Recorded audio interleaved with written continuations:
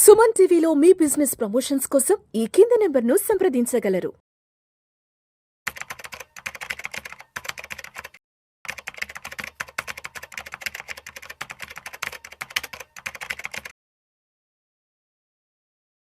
నమస్తే అండి, నేను మీ రేవంత్ చలమల.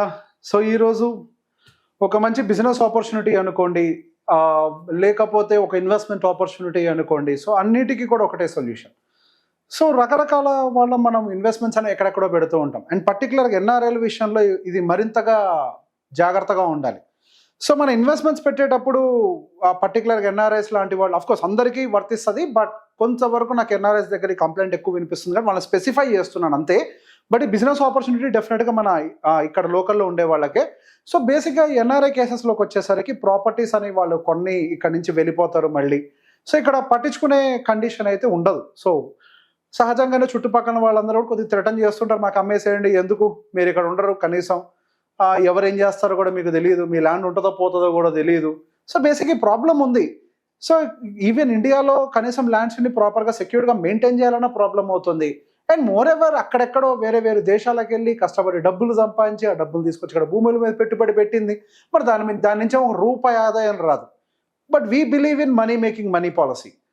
సో ఇట్లా ఈ మనీ మేకింగ్ మనీ పాలసీ ఉన్నప్పటికీ కూడా మనం తీసుకొచ్చి ఒక దగ్గర పెట్టుబడి పెట్టేస్తాం, దాని నుంచి ఒక రూపాయి ఆదాయం రాదు. అండ్ మోర్ ఎవర్ అది రిస్క్లో ఉంటుంది, మన భయం ఉంటుంది. అది కేవలం ఎన్ఆర్ఐస్ అయినా అంటే అఫ్కోర్స్ అందరికీ కూడా భూమి మీద రిస్క్ ఉంది, కదా ఎన్ఆర్ఐలో కొద్దిగా ఎక్కువగా ఉంటుంది. సో అక్కడ ఎన్ఆర్ఐ కావచ్చు, లేకపోతే నార్మల్ రెసిడెంట్ ఇండియన్ అవ్వచ్చు, ఎవరైనా కావచ్చు. సో బేసిక్గా మనం పెట్టుబడి పెట్టిన తర్వాత ఆ పెట్టుబడి మన కోసం అంటూ పనిచేసి మనకంటూ ఒక ఆదాయాన్ని సంపాదించి పెట్టాలి. సో అది సంపాదించే విధానాన్ని మనం ఇప్పుడు అర్థం చేసుకునే ప్రయత్నం చేస్తాం. సో బేసిక్గా సహజంగా ఇప్పుడు చాలామంది చేసేటువంటి పని ఏంటి, అగ్రికల్చరల్ ల్యాండ్స్లో ఇన్వెస్ట్మెంట్ పెట్టడం. అగ్రికల్చరల్ ల్యాండ్సే కదా మేజర్ ఇన్వెస్ట్మెంట్ అంతా పెట్టేది. సో అగ్రికల్చరల్ ల్యాండ్స్ మనకి ఏ విధంగా గ్రో అవుతాయి? అగ్రికల్చరల్ ల్యాండ్స్ కాకుండా మన ఊరు దగ్గర ఉండేటువంటి మండల్, అప్రాక్సిమేట్గా మనకు మండల్ ఏరియాస్ అనుకోవచ్చు. మండల్ ఏరియాస్ ఎలా ఉంటాయి, డిస్ట్రిక్ట్ హెడ్ క్వార్టర్స్లో గ్రోత్ ఏ విధంగా ఉంటుంది, అదే Hyderabad metropolitan cities or cosmopolitan సిటీస్లో మనకి ల్యాండ్ గ్రోత్ ఏ విధంగా ఉంటుంది, అండ్ బిజినెస్ ఆపర్చునిటీస్ ఏంటి, వీటన్నిటిని అర్థం చేసుకుందాం.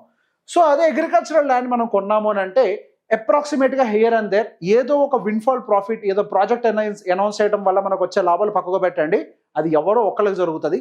బట్ రెగ్యులర్ అగ్రికల్చరల్ ల్యాండ్స్లో మనకి యాన్యువల్గా గ్రోత్ వచ్చేసరికి అప్రాక్సిమేట్గా 7 to 8% మాత్రమే మనకి ల్యాండ్ గ్రోత్ అనేది కనిపిస్తుంది.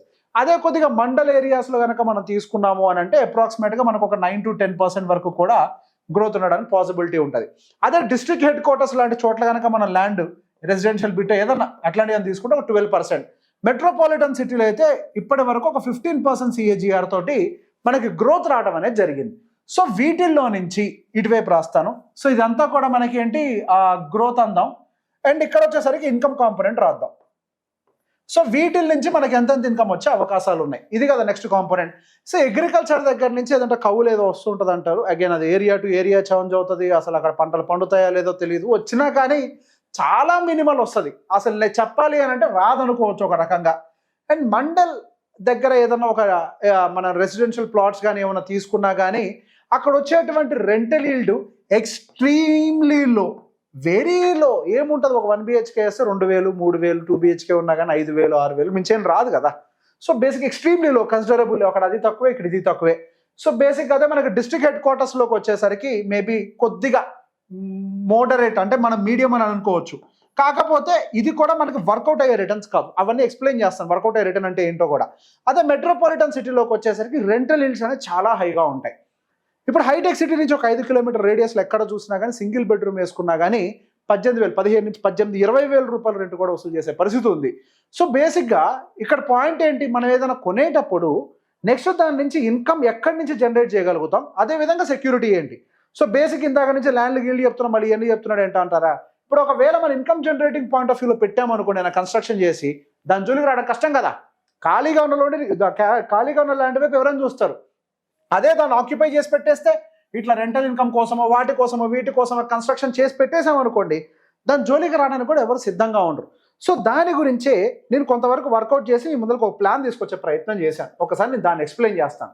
ఇప్పుడు ఫర్ ఎగ్జాంపుల్ మనము ఒక 1,50,00,000 రూపాయల ప్రాపర్టీ ఏదో ఉందని అనుకుందాం. ఆ 1,50,00,000 రూపాయల ప్రాపర్టీ మనం ఇక్కడ ఇన్వెస్ట్ చేస్తే అప్రాక్సిమేట్గా మనకి అగ్రికల్చరల్ ల్యాండ్ అయితే కనుక లేదా చిన్న చితకా ల్యాండ్ అయితే కనుక నెక్స్ట్ 30 yearsలో మహా అయితే ఒక మేబీ అయితే ఒక 15 కోట్లు అవుతుంది. 7% CAGR నుంచి ఏమి రాదు కాబట్టి. సో దాన్ని అక్కడ అలా కాకుండా దాని రెంటల్ ఇన్కమ్ కూడా యాడ్ చేస్తూ అప్రాక్సిమేట్గా మన టోటల్ ప్రాపర్టీ వాల్యూని ఒక 66 కోట్ల దాకా ఎట్లా తీసుకెళ్ళాలి. సో ఇక్కడ క్యాలిక్యులేషన్ చూస్తాం. సో ఏం చేస్తాం, ఒక మెట్రోపాలిటన్ సిటీలో 15 కోట్లు పెట్టి ల్యాండ్ కొన్నా అది అప్రాక్సిమేట్గా మెట్రోపాలిటన్ సిటీలో 15% CAGRతో గ్రో అవుతుంది కాబట్టి ఒక 45 కోట్లు యావరేజ్గా అవుతుంది. CAGR గ్రోతే కదా ఏదైనా కానీ. దాని మీద మళ్ళీ ఖాళీగా ఉంచాం కదా రెంటల్ ఇన్కమ్, ఏదో కట్టేసి రెంటల్ ఇన్కమ్ ఇచ్చామనంటే అప్రాక్సిమేట్గా మళ్ళీ మనకు అదొక 21 crores అవుతుంది. సమ్వేర్ అరౌండ్ మొత్తం కలిపి ఒక 66 కోట్ల దాకా అడ్వాంటేజ్ వస్తుంది. సో బేసిక్గా నిజంగా అసలు ఈ కేసు వర్కౌట్ అవుతుందా, ఇది వర్కౌట్ అవ్వడానికి ఎంత ప్రాబబిలిటీ ఉంది, ఇది కదా ఇప్పుడు మనం చూడాల్సింది. సో బేసిక్ అది వర్కౌట్ అవ్వాలంటే అసలు ప్రాబబిలిటీ ఎంత, మనం ఏ విధానంలో పెట్టుబడి పెట్టాలనేది ఇక్కడ పెద్ద ప్రశ్న. సో బేసిక్ ఇక్కడ ఒకసారి మీరు గమనిస్తే కోవిడ్ తర్వాత రెంటల్ ఈల్డ్స్ అనేవి విపరీతంగా పెరుగుతున్నాయి హైదరాబాద్లో ఆఫ్టర్ కోవిడ్. సో బేసిక్గా మెట్రోపాలిటన్ కాస్మోపాలిటన్ సిటీ ఎక్కువ మైగ్రెంట్స్ ఉంటారు, రకరకాల జిల్లాల నుంచి, స్టేట్స్ నుంచి, కంట్రీస్ నుంచి కూడా మైగ్రెంట్స్ ఉంటారు కాబట్టి సహజంగా అక్కడ డిమాండ్ ఎక్కువ ఉంటుంది. డిమాండ్ ఎక్కువ ఉన్న చోట ఏమవుతుంది, ప్రైస్ పైకి వెళ్తుంది. దట్ ఈస్ హౌ యాక్చువల్గా రెంటల్ బిజినెస్ వర్కౌట్ అయ్యేది. అదే ఢిల్లీ లాంటి మహానగరంలో చూస్తే ఒక 4 టైల్స్ ఉన్న షాపుకు ₹1,00,000 మనం రెంట్ కడుతూ ఉంటాం. సో బేసిక్ ఈ విధానంలో మనకి ఇక్కడ హైదరాబాద్లో ఇది వర్కౌట్ అవుతుంది అనే విషయం మనకు క్లారిటీ వచ్చింది. ఓకే, సో దాంతో పాటుగా ఇప్పుడు మనం ఏ టైప్ ఆఫ్ ప్రాపర్టీ కొనాలి, అది కూడా ఒక పెద్ద ప్రశ్న. ఇప్పుడు దేనికి డిమాండ్ ఉంది అంటే ఇప్పుడు మనకి 2 BHKలు కట్టాలా, విల్లాలు కట్టాలా, ఏం కడితే మనకు ఆ రెంటల్ ఈల్డ్ వర్కౌట్ అవుతుంది.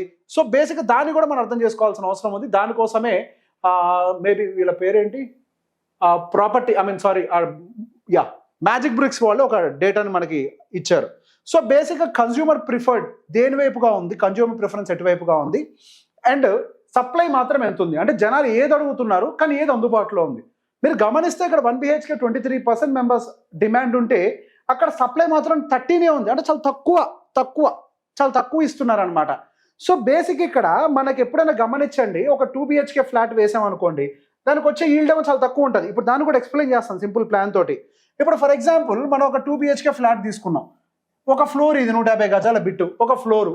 ఇందులో ఏం చేస్తాం, మహా అయితే ఇవ్వండి ఇక్కడ 2 బెడ్రూమ్లు వేస్తాం, ఇక దీన్ని కిచెన్ అంటాం, దీన్ని హాల్ అంటాం, ఓవరాల్గా దీన్ని మొత్తాన్ని కలిపి అప్రాక్సిమేట్గా ఒక 25K ఎంతో రెంట్కి ఇస్తాం. దీన్ని ఇలా కాకుండా కొంచెం మోడిఫై, ఏమీ లేదు, సేమ్ సైజు 1 BHK వేస్తాం. ఇదొక ఎంట్రన్స్, ఇదొక ఫ్లాట్, దట్స్ ఇట్. ఇప్పుడు దీన్ని ఏం చేస్తాం, అప్రాక్సిమేట్గా దీనికి ఒక 18,000 18K అండ్ దీనికి ఒక 18,000 ఒక 18K. సో ఈ విధంగా మనం కనుక దాన్ని ఉన్న ఒక్కదాన్ని ప్రాపర్గా, అంటే రెంటల్ పర్పస్ కదా, మనం ఏమి ఉండడం కోసం చేయట్లేదు. సో బేసిక్గా రెంటల్ పర్పస్ కోసం చేస్తున్నాం కాబట్టి ఈ విధానంలో కనుక మనం కొద్దిగా ప్లాన్ చేసుకోగలిగితే తక్కువ స్పేస్లో ఎక్కువ రెంట్ జనరేట్ చేయడానికి పాసిబిలిటీస్ ఉంటాయన్నమాట. సో బేసిక్గా దాన్ని మొత్తాన్ని కూడా లెక్కల రూపంలో కన్వర్ట్ చేశాను. ఒకసారి ఆ ఎక్సెల్ షీట్ కూడా మీకు చూపిస్తాను. సో ఇక్కడ ఉండేటువంటి కొన్ని థంబ్ రూల్స్ కూడా చెప్తానండి. సో ఎవరికి ఇది సూట్ అవుతుంది. The thumb rule is land value కాదు, కన్స్ట్రక్షన్ వాల్యూ మీద మనకు రూపాయి వడ్డీ రావాలి. అంటే ఫర్ ఎగ్జాంపుల్ మనం ఊర్లో 1.5 కోటి ప్రాపర్టీ అమ్మేసి వచ్చి హైదరాబాద్లో 1.5 కోటి ప్రాపర్టీగా ఉన్నాం అనుకోండి, దాంతో ప్రాబ్లం లేదు. కానీ దాని మీద కన్స్ట్రక్షన్ చేసేటప్పుడు ఏదైతే డబ్బులు ఖర్చు అవుతాయో, ₹1 కోటి ఖర్చు అవుతుంది అనుకోండి, రూపాయి వడ్డీ రావాలి, అంటే ₹1,00,000 రావాలి ఖచ్చితంగా. రాకపోతే ఈ ప్లాన్ వర్క్ చేయదు. ఎందుకు కూడా చెప్తాను, అంటే 12% ఇంట్రెస్ట్ యాన్యువల్లీ వర్కౌట్ అవ్వాలి. సో బేసిక్ ఇక్కడ మనం చేసేటప్పుడు ఖచ్చితంగా మనం మన సొంత డబ్బులు పెట్టకూడదు. ల్యాండ్ మాత్రం సొంత డబ్బులతో కొనాలి. దాని మీద కన్స్ట్రక్షన్ మాత్రం ఖచ్చితంగా మనము బ్యాంక్ దగ్గర నుంచి లోన్ తీసుకొని చేసే ప్రయత్నం చేయాలి. అప్పుడు ఏమవుతుంది, మనకి బ్యాంకు వాళ్ళు మనకి 8% ఇంట్రెస్ట్కో ఎంతో మనకి లోన్ వస్తుంది. మనకు తక్కువ అవుతుంది కదా. సో 8% వాళ్ళు ఇస్తారు, మనకేమో 12% రిటర్న్ వస్తుంది. సో ఇక్కడ మనకు ఒక ఎడ్జ్ క్రియేట్ అవుతుంది. కానీ ఇక్కడ మనకి ఆ 8% 8.5% దేంతో క్యాలిక్యులేషన్ అయితే చేసి పెట్టాము. సో బేసిక్ ఇక్కడ మనం ఫస్ట్ ఇయర్ మొదటి సంవత్సరంలో ₹1 కోటి తీసుకొని చేస్తే మనకి అప్రాక్సిమేట్గా ఎంతో 88,370 సమ్ చేంజ్, 88,000 ఎంతో ఈఎంఐ అవుతుంది. అదే మనం రెంటల్ క్యాలిక్యులేట్ చేస్తే ₹1,00,000 వరకు కూడా మనకి అప్రాక్సిమేట్గా మంత్లీ వస్తుంది. ఎట్లా అంటారు, ఒక 150 గజాలు ఎంత వద్దున్నారు, 1 BHK వేయచ్చు, ఆ క్యాలిక్యులేషన్తో ₹1,00,000 వస్తుంది. సో మనకి పర్ మంత్ ప్రాఫిట్ ఇక్కడ ఫస్ట్ ఇయర్లోనే 19,000 పర్ మంత్ ప్రాఫిట్ ఎంత 19,000 కనపడుతుంది. ఇయర్లీ ప్రాఫిట్ 2,36,000 కనపడుతుంది. దాన్ని ఏం చేస్తామంటే మొత్తం తీసుకెళ్ళి ఎస్ఐ అంటే మనం మా మ్యూచువల్ ఫండ్స్లో ఇన్వెస్ట్ చేసి వదిలేస్తాం. సో అట్లా 30 years వదిలేస్తే అప్రాక్సిమేట్గా మనకు అది 63 లక్షలు అవుతుంది ఫస్ట్ ఇయర్ది. సో అట్లా గోస్ ఆన్. ఎంతకాలం మనం ఇట్లా కంటిన్యూ చేస్తాం, మన ఈఎంఐ క్లియర్ అయ్యేదాకా చేస్తాం. ఈఎంఐ క్లియర్ అయిపోయిన తర్వాత మొత్తం రెంట్ మనకే మిగులుద్ది కదా. So by the time we clear the EMI అప్పటికే మన దగ్గర ఒక ₹15 కోట్ల దాకా డబ్బులు అక్యూములేట్ అయిపోయి ఉంటాయి. ఆఫ్టర్ దట్ ఏమవుతుంది, మేజర్ అంటే ఇక్కడ మనకి రెంటల్ ఇన్కమ్ ఏమో కంటిన్యూ అవుతూ ఉంటుంది, మంత్లీ ఈఎంఐ ఏమో జీరో అయిపోతుంది. సో ఈ మళ్ళీ వచ్చిన డబ్బులను ఇన్వెస్ట్ చేస్తూ ఉంటాం, we'll have some accumulation. So ఫైనల్గా if you can see this is how we approach. మనకి ల్యాండ్ వాల్యూ ఏమో అప్రాక్సిమేట్గా 4.5 కోట్లకు చేరుతుంది, 45 కోట్లకు చేరుతుంది. మనకి వచ్చినటువంటి ఇన్కమ్ అంతా 21 కోట్లను యాడ్ చేస్తూ 66 కోట్ల రూపాయల ఇన్కమ్గా మారిపోతుంది. లేదు నేను కట్టలేను అని అనుకున్నా కానీ జస్ట్ ఎవరో ఒక కార్ వాష్ వాళ్ళకి రెంట్కి ఇచ్చినా కానీ వాళ్ళు ఎంతో కొంత 20,000 25,000 రెంట్ ఇస్తారు, దాంతో అయినా కానీ మనకి బెటర్గానే ఉంటుంది. సో బేసిక్ ఈ జనరేషన్లో రీఅడ్జస్టింగ్. సో బేసిక్ ఇందులో బిజినెస్ ఆపర్చునిటీ ఏంటో కూడా చెప్పాలి. రెంటల్ ఇన్కమ్ మీరు క్రియేట్ చేశారు, అండ్ దాంతో పాటుగా మనకి ఇదంతా మేము ఆపరేట్ చేయలేం కదా, మేము ఎక్కడో ఎన్ఆర్ఐలం వేరే దేశంలో ఉంటే హూ విల్ ఆపరేట్ అంటే ప్రాపర్టీ మేనేజ్మెంట్ సర్వీసెస్. సో ఇప్పుడు ప్రాపర్టీ మేనేజ్మెంట్ సర్వీసెస్ ఎన్నో వచ్చేసాయి. They will take care. Rental agreement తీసుకోవటము, దాని మీద రెన్యువల్స్ చేయించటము, రెంట్స్ కలెక్ట్ చేయటము, మెయింటెనెన్స్ చూడటము, there are so many agencies. So ఎవరైనా ఇప్పుడు కొత్తగా వాళ్ళ వ్యాపారాన్ని మొదలు పెట్టాలి అని అనుకుంటే ఈ విధంగా కూడా రెంటల్ మేనేజ్మెంట్ సర్వీసెస్ మొదలు పెట్టచ్చు. మన హైదరాబాద్ ఇంకా డిమాండ్ రాలేదు, బెంగళూరు లాంటి సిటీస్లో, ముంబై లాంటి సిటీస్లో ఆల్రెడీ వచ్చేసాయి.